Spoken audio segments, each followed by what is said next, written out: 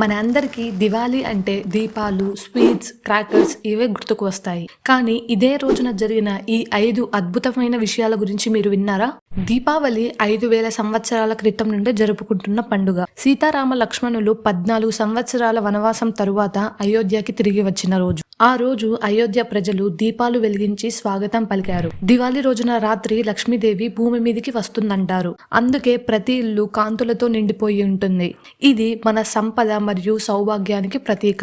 అలాగే దీపాల కాంతితో మనం లక్ష్మీదేవికి స్వాగతం పలుకుతున్నట్టు. దివాళీ కేవలం భారతదేశంలోనే కాదు, సింగపూర్, ఫిజీ, ఇండోనేషియా, దక్షిణాఫ్రికా, లండన్ లో కూడా జాతీయ పండుగగా జరుపుకుంటారు. తైల దీపం అంటే నూనెతో వెలిగించిన దీపం కేవలం ఆధ్యాత్మికం కాదు.